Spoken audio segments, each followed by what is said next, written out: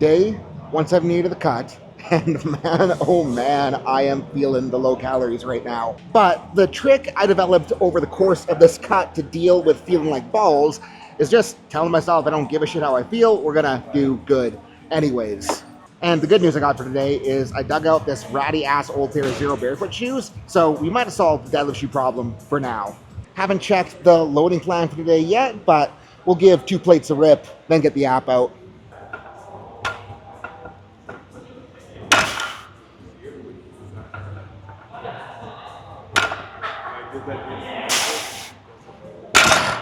I freaking love these shoes so much. Like, when I was living in Florida, these guys are what I pulled in most of the time, but as you can see, they're getting pretty gross and ratty, so Deanna didn't want me wearing them due to their level of disgustingness, but desperate times call for desperate measures. Anyways, getting the team app out to figure out what the hell I'm doing today, and it's looking like we're running a 5 at 495, a 3 at 525, and then a single at 555. Which I do have the option to run a AMRAP on, and considering I did that triple in Ireland at 562 when I was feeling really like balls, my goal is to do better than the triple in Ireland. Even if the 555 is 7 pounds lighter than 562, like, I still want to do better than the triple, you know? But what I gotta remember with that is it doesn't matter what I want to do if I don't go and freaking do it. So goal here for next set is to pull 3 well enough and then go straight to that 495. Going 5 reps here just so I'm mentally wrapped around doing 5 for the first work set.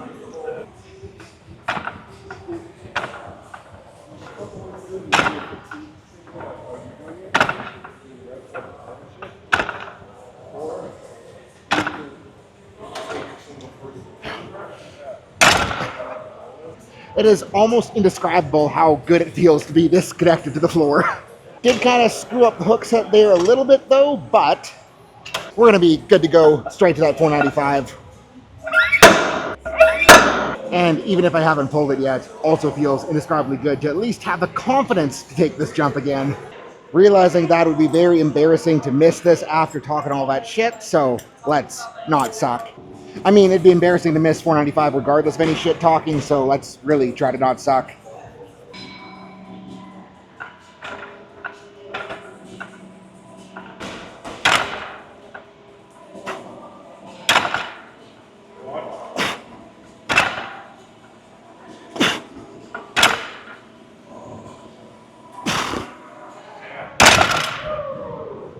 Man, shoes are magic.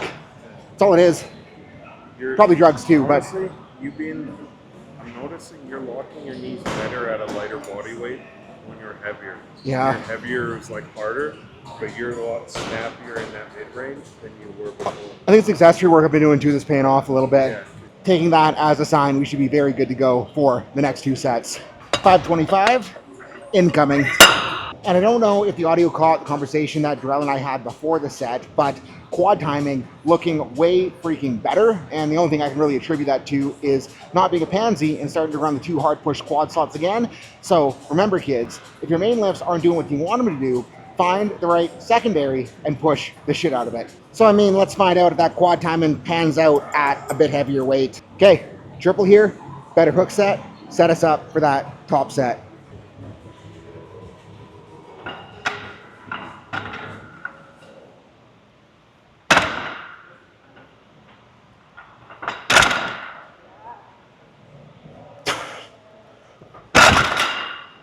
Man, it's actually pretty okay. Yeah. Finally had no thumb slippage. I think what I was screwing up on is I was going like thumb 2 under the bar, not along the bar enough. So we'll have to remember that for the next one. Watching the video back, what is becoming more apparent to me with the skinny guy levers is it looks like I could afford a little bit more knee over the bar for the sake of, you know, letting me get a little bit more leg drive into the picture. Not sure how big of a technical swing I want to make for the top set, but we're going to go for at least a smidge more of that knee flexion. Alrighty, fun music in the headphones. Time to act like myself.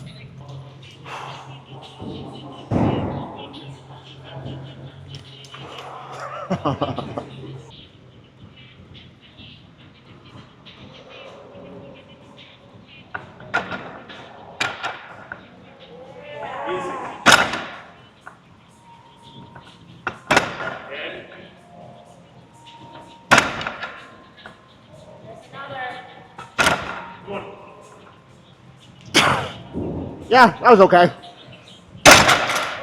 Watch the tape back and happier with knee travel there. And it's like, holy freaking shit, the more quad work is working because that was a hell of a lot stronger feeling than Ireland. So mission accomplished.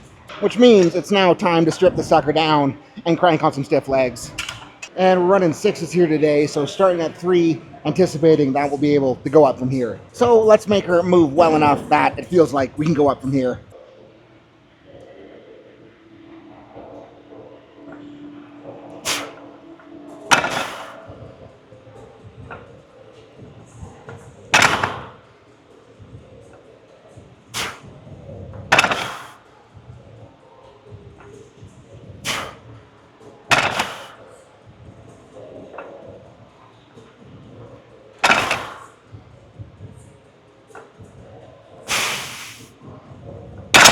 We're definitely going up.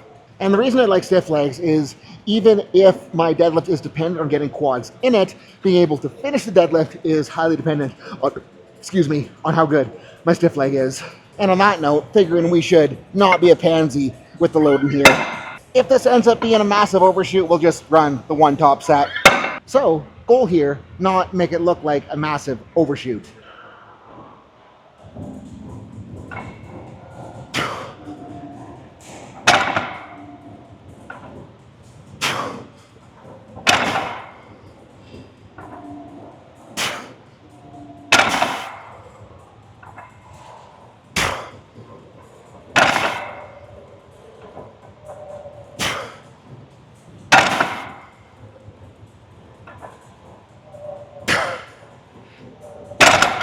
Kind of forgot about the head crack on the first couple, but got it sorted at the end. I think that was good enough that we can run another. Evidently got a little bit lightheaded there, though. And it's moments like this where I really got to ask myself, do I want to hit a deadlift PR this year? The answer is obviously yes, so we're going to crank.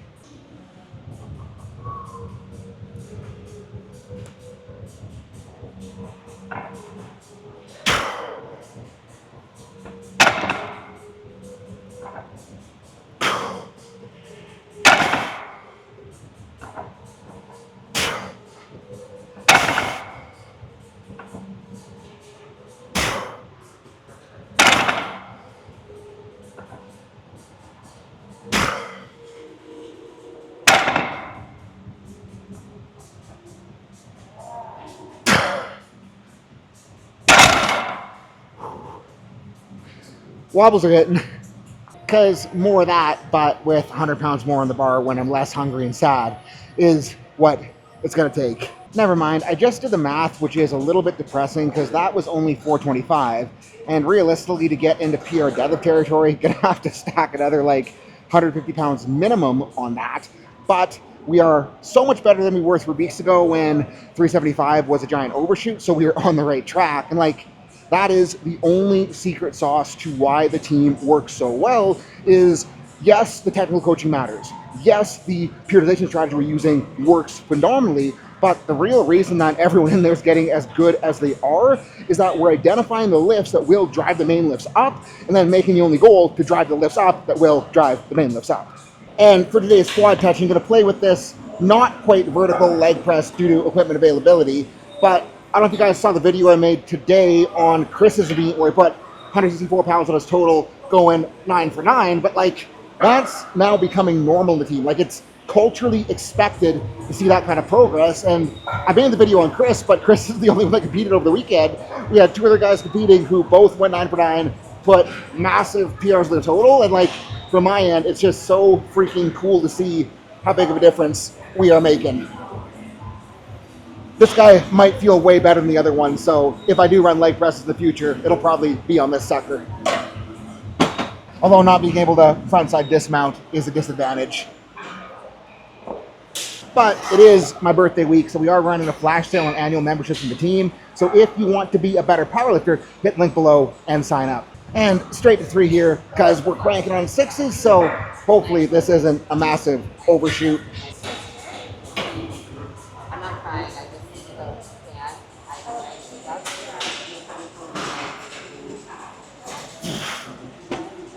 Gotta figure out where the hell to put my feet on this, though.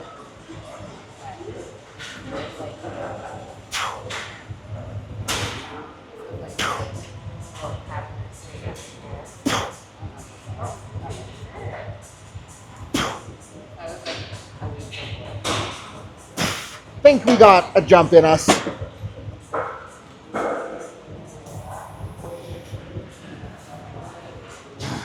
Definitely a better feeling leg press here, but the awkwardness of getting it out might not be worth the trade-off. And I have no idea if this will help or not, but I did angle the foot plate more that way, so hopefully I can keep my heels on better and feel more secure in the bottom end, but that might not be the move for a top set, so if it feels like I'm gonna die, we're gonna rack it.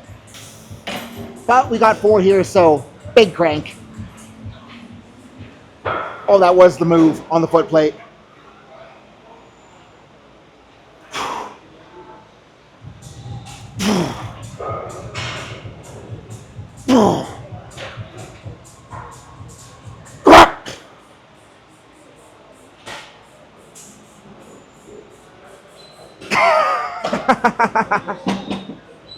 And if you are cranking a movement that is designed to build your main lift, like that's the minimum hardness that we want the last rep to look like. Like this thing doesn't have any safety pin that I'm aware of, and I was legitimately afraid for my life as I was lowering that last one.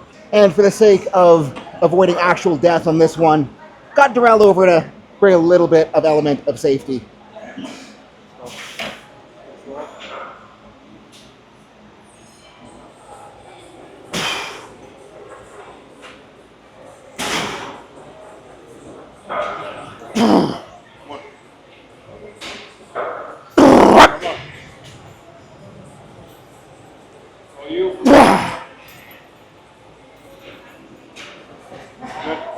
More.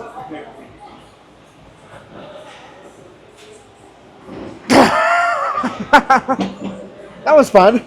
Gonna go rip the shoes and sleeves off, but on grindy reps on accessories, very, very, very okay with it, and actually encourage it, because the competition I was having in the team today was have a lifter that's new to cranking on harder accessories, that they're coming from an SBD based plan, and they're talking about how like they're afraid to push the accessories because on main lifts, when it gets hard enough, they just miss, they can't chug through it. But the way that you learn to be a better grinder on main lifts is by grinding through accessories. If we can raise our threshold on stuff like that, we're gonna be way better at chugging through big barbell lifts. Now time for the Ass Blaster 9000 segment of the workout.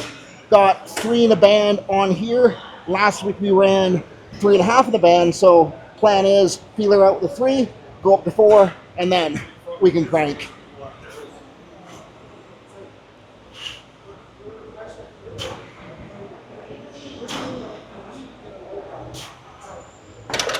I mean, based on that, we might be able to go up after the first set at 4. So if this one feels good, we'll load her up some more.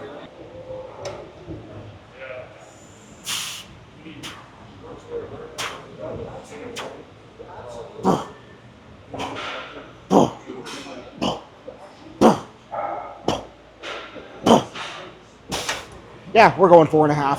It is so freaking wild to have this much juice back at the end of sessions with how I've been feeling where food still is, but definitely not complaining. Alrighty, 4.5, large crank. Another opportunity to ask myself if I want a deadlift PR this year.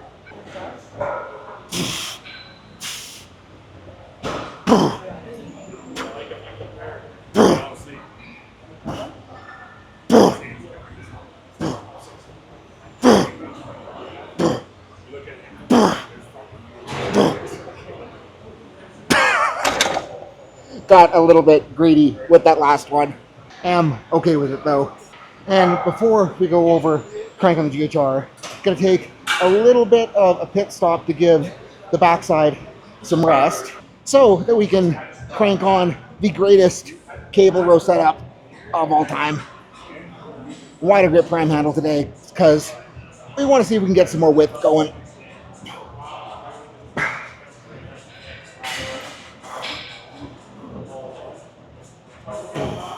We'll need to go up for the real sets. Alrighty, 4 pins to the bottom here, so big old crank.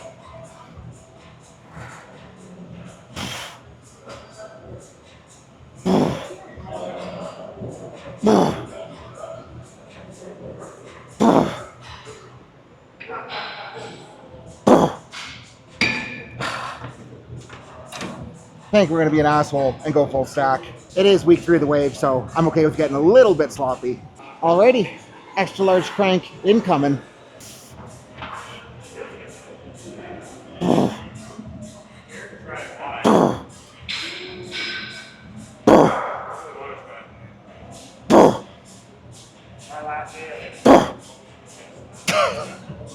Think on one more would have been more jerking than rowing. So playing it smart, calling her stops when it stops being a row, you know? And now that we're done over there, means it's time for this deceptively challenging GHR. Like either this thing is harder than I thought it would be, or my hamstrings are really out of shape right now, and I would much rather believe the former rather than the later. Either way though, if I want my hamstrings to be less shitty, we gotta.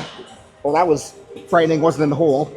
Hopefully it doesn't try to kill me this time, but as I was saying, if I want my hamstrings to be less shitty, we gotta get better at these guys. And I mean, after doing this last week and how bad it was, it's almost like last week's terribleness like is letting this feel more like a normal GHR. So I'm pretty okay with that. Maybe we'll get adventurous and put a band on.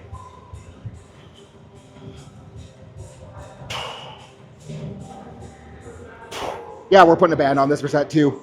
Not going super aggressive with band tension because I don't want to be humbled by this thing 2 weeks in a row. But the reason I love adding band tension to GHRs is that it really forces me to try to shove the hips through, which puts the glutes in glute ham raise.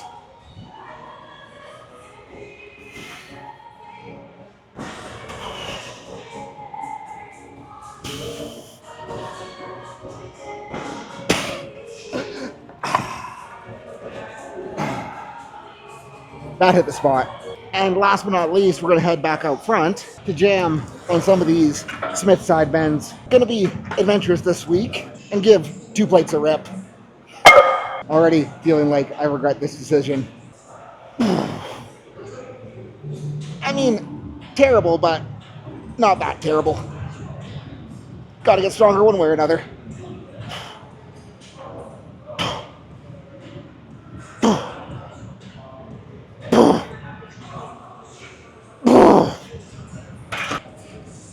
And it's like torso work, guys. If you want your brace to improve, which I very much want to have my brace improve right now, crank the shit out of your abs.